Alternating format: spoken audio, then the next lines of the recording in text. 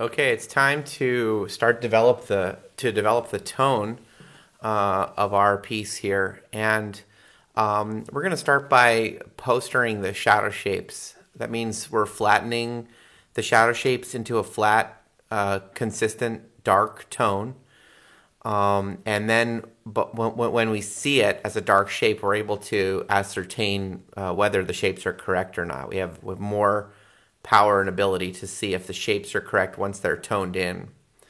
Whereas right now, there's probably a number of optical illusions that are fooling our eye into believing that we've got the right shapes. We're probably close, but we want to get it closer. So the things I'm going to need my vine charcoal in a holder, sharpened appropriately. That means I want to have my sanding block handy for sanding the vine charcoal. And I've got a couple of bristle brushes that I'm going to be using to blend the vine charcoal and make it nice and flat and consistent. And I'll be using my kneaded eraser probably frequently to kind of carve back and shape the edge of the shadow shapes a little bit. So that said, I'm just going to put a quick fresh sharpening on my vine charcoal. And there's a lot of ways to go about doing this. There's a lot of places we could start. I think one way to start would just be to block in all of this shadow shape on the side of the face.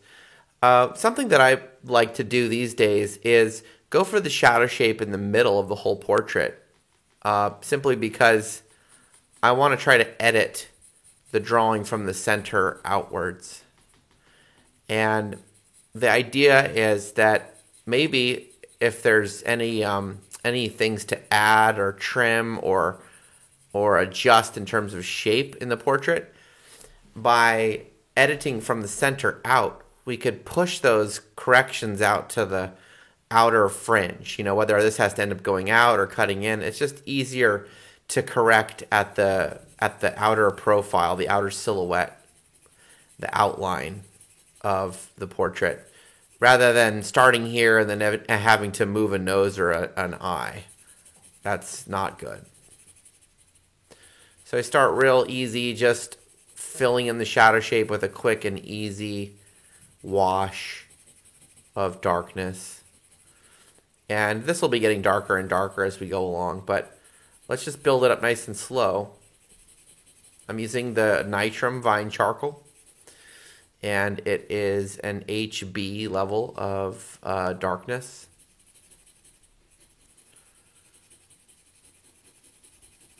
And the postering is a time where we just assess what's shadow. And if it's shadow, we fill it into a flat, unified dark value.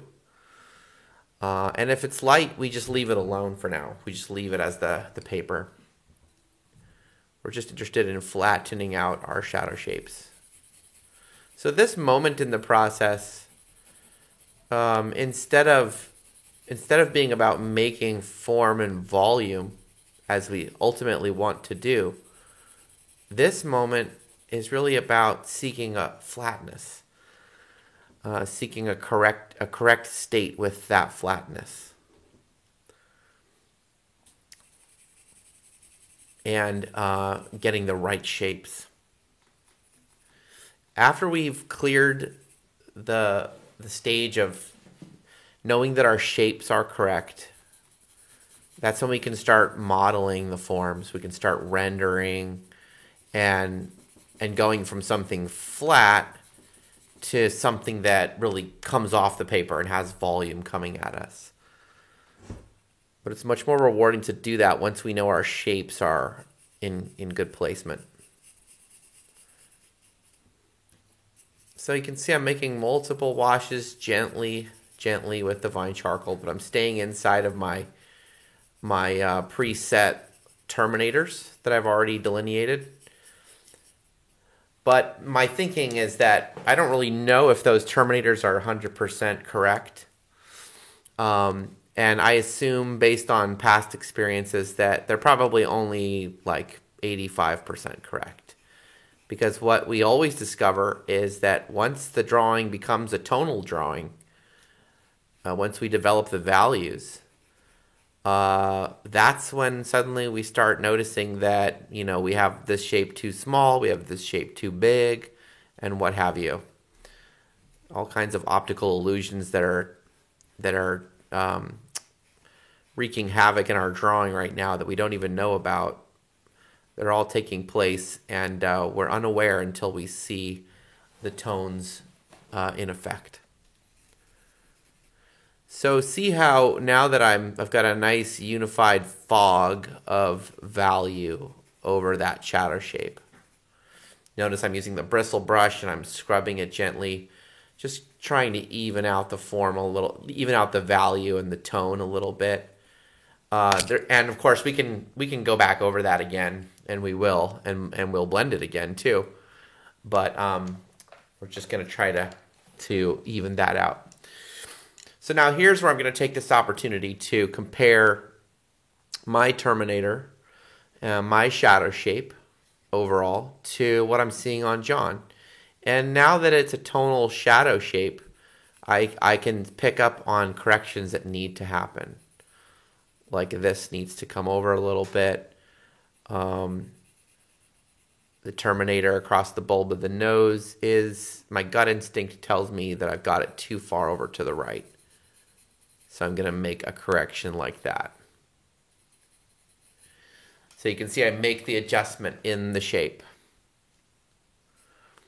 I want you also to notice that at this moment, I'm being hyper specific about shape and about the plan and the design of that Terminator. I don't want it to become ambiguous at all. And that's exactly what tries to happen in a drawing.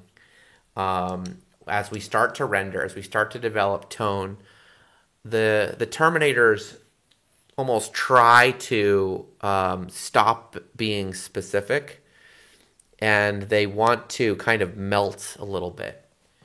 Do you see how I just corrected that shape right there? I just took my kneaded eraser and I trimmed the edge of the shadow shape of the nostril, because now that I'm seeing it filled in as a shadow, my eye is detecting corrections that need to happen with that shape.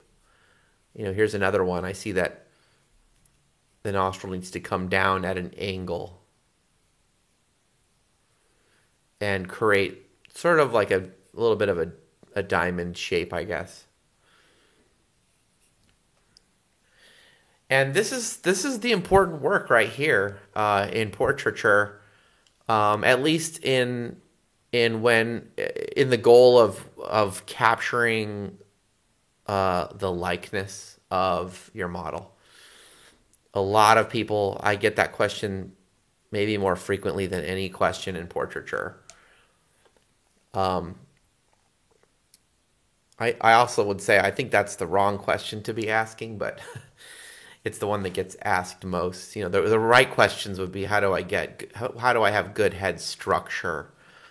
How do I make a human proportion in my drawings? And that's really hard enough. But everybody wants to capture the likeness of what they're looking at, and I understand that interest too. And this is what it comes down to. It comes down to really chasing the finite exactitude of not just the big shape, but all these little tiny micro puzzle piece shapes. This puzzle piece, this puzzle piece, this puzzle piece. And they've all got to fit together. Just like when you do a puzzle, you can't take any two pieces out of the box and cram them together. You have to search for the right piece, and it has to be a perfect fit. I don't know why we accept that idea in doing a puzzle so readily, but in drawing we go, well, it's close enough, move on. Why don't we bring that same level of patience to our observational skills when we're drawing? We should. So I'm just really forcing myself to slow down right now, because from here, as I start departing out in all directions, I could make steps that are critically fatal. I could end up with an eye in the wrong place, or I could make little adjustments right now that end up causing me to really succeed in this portrait, in this drawing. So it's about working with these first two puzzle pieces that we've created. We've created a big puzzle piece here that interlocks with this big puzzle piece. Now we're also aware that this puzzle piece goes out here and starts to interlock with these pieces. This puzzle piece comes out here and interlocks with these pieces. So in all regards, we can question how the shapes are working. And we can set about editing as we go along. So I'm gonna go ahead and move on to the next thing. I think in the spirit of keeping things in the middle, my next shape to poster in will be this one. This is a shadow shape, actually.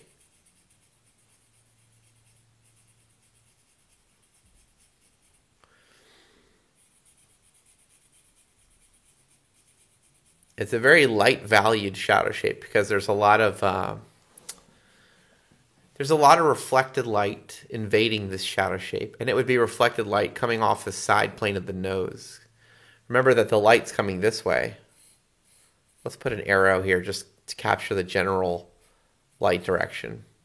And so the light's going to slam onto the side of that nose where we have what we'd call a light because it's perpendicular to the light source. And then off of that surface, the light's going to bounce in all directions, including this direction. And so this shadow shape gets filled with this nice kind of warm orange light because it's bouncing off of his skin. So our goal in this moment is just to really see if we can get that shadow shape. And, my first drawing, my first attempt at it was pretty close. And now that I reconsider it, I notice little edits that I want to make to the graphic character of that shape. Here's where pareidolia helps us. I might see the little head of an animal sticking up here, a ferret's head or something like that, and then compare it to the actual John and see, how is that same shape different on him? Well, here's one way. This angle is more intense. And if I do have like a little ferret kind of an animal there, then the throat should be skinnier than what I've got in my drawing. But maybe the nose comes out longer here.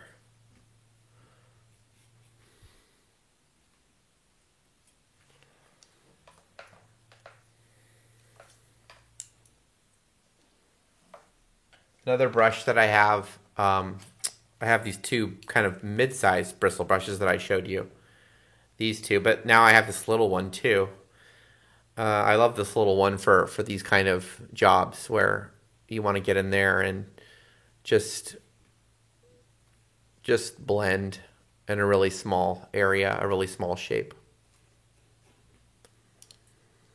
Now let me experiment with something with you and see if you want to try this. I'm going to take the sanding block here, and I've got it loaded up with Vine Charcoal Dust from sanding. So now I can use that as a palette, like a painter's palette, and I can take the brush and I can load up the brush with Vine Charcoal powder, and I can paint with it.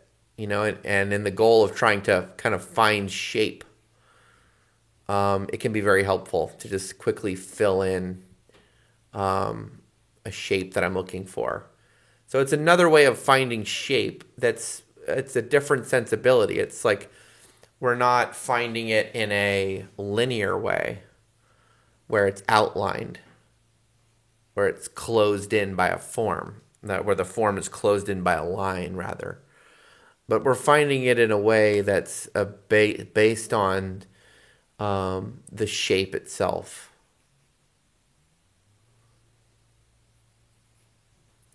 So that was overstepping the bounds there, what I just did. So let's control that. Yeah, here I just wanted to I just wanted to take this crease above the eye. It's called the suprapalpebral crease.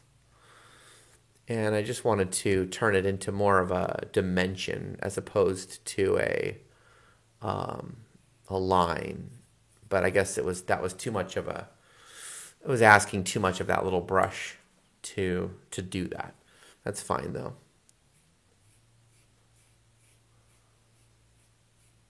Vine charcoal is very forgiving. You can blend the vine charcoal into the paper like this, and you could still come back with a kneaded eraser and slice and cut right through that, and it'll go right back to the clean paper with almost no stain on it whatsoever. So it's that's why we like using vine charcoal at the beginning of a charcoal drawing, because it is so forgiving. It also has things that, it has attributes and characteristics that kind of frustrate people too. But I think it's about just getting used to it. I remember starting art school and all of the professors asking us to use vine charcoal, and everybody hated it. But over time and experience, it doesn't bother at all, and you get used to the character of it. And it's nice. See, it's worthwhile to take time to really dial in these shapes right now, rather than going fast and rushing and moving forward with shapes that are just kind of B plus. Let's really make sure that we feel super good about our shapes. Not just the shape of this unto itself, but the distance of this to this. Or the shape of light on the nose, or this shape on the side of the nose, or the cumulative distance from here to there. Every single possible way that we could look at shape. This is the time to do that. And you can see I'm moving from the center outward. And just because you think you nailed it, like if I think, oh, nailed it, don't really trust that. Don't ever really trust it, even when the drawing's finished. I think you never really get to 100%. To be honest with you, you never really get to the exact 100%. There's just finer and finer realms of accuracy, but you never really arrive at perfection, and that's fine. But it just shows us that we can keep pushing ourselves to learn to see shape better and better. My vine charcoal's getting a little dull on me, so just put a fresh point on it. And especially if we're working in this kind of area, this kind of neighborhood with this level of tightness and this high stakes information, we need our vine charcoal to be super sharp. So now we go back to the stage where we just poster it. We're just going to fill it with a flat tone.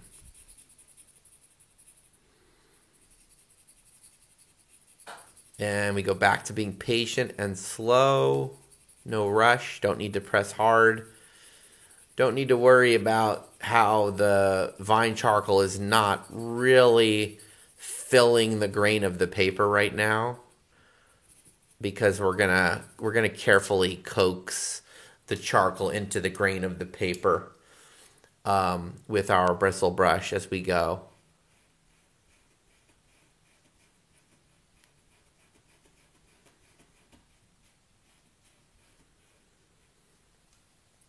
So now that you have the gist of what this stage is all about, I'm going to turn it over to you, so that you don't have to watch me poster in this whole shadow shape. But that is what I will do next.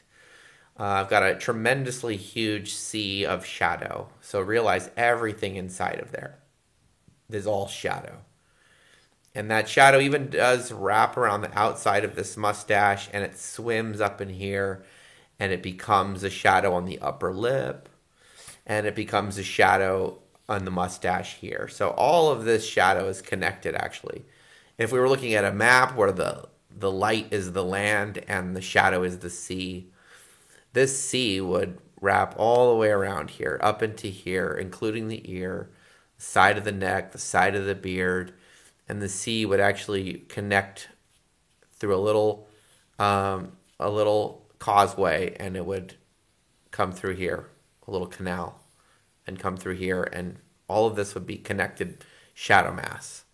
So that's my next move, is to slowly poster it into this quality. And we'll be making this a little darker as we go along, but let's get it to this stage for now. Imagine that if we get it to this stage or a little darker, so that it's not 100% dark.